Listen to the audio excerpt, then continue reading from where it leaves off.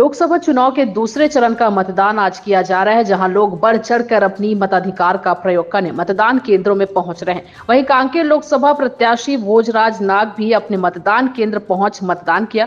उन्होंने मीडिया से चर्चा में कहा कि भारत को विश्व गुरु बनाना है, भारत को विकसित राष्ट्र बनाना है, नरेंद्र मोदी को तीसरी बार प्रधानमंत्री बनाना है। वहीं सभी मतदाताओं को अपने मत का प्रयोग कर लोकतंत्र के बड़े त्योहार में हिस्सा बनकर भारत को विश्व गुरु बनाने के लिए अपील किया है।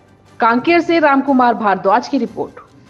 हाँ, मैंने मतदान किया है। भारत को विश्व गुरु बनाना है, भारत को विकसित राष्ट्र बनाना है, नरेंद्र मोदी जी को तीसरा बार प्रधानमंत्री। पूरी तरीका से आश्वस्त है। नरेंद्र मोदी जी का दुनिया में लहर चल रहा है, सुनामी चल रहा है। कोई मुद्दा नहीं है। नरेंद्र मोदी जी की जो जन कल्याणकारी मुद्दा है, 3100 रुपया में किसानों के धान खरीदने के मुद्दा हो, महतारी वंदन के नाम से 1,000 रुपया हर माता बहनों को देने की बात हो, गरीब व्यक्ति को प्रधानमंत्री आवास के माध्यम से कच्चा मकान को पक्का मकान बनाने की बात हो, हर घर में नल जल योजना के माध्यम से शुद्ध पीने की पानी पहुंचाने की बात हो, फ्री में राशन देने की बात हो, चाहे आयुष्मान कार्ड के माध्यम से 5 लाख रुपए तक के गरीब का फ्री में इलाज कराने की बात हो। ये तमाम मुद्दा है और इन मुद्दे को लेकर के हम लोगों के बीच में गए और ये मुद्दा गाँव के लोगों को, गरीब लोगों को बहुत बढ़िया जो योजना है उन तक पहुंच रही है। प्रचंड बहुमत से हम जीतेंगे। भारतीय जनता पार्टी अब की बार 400 पार का लक्ष्य पूरा करेगी। बहुत अच्छा रिस्पांस मिला।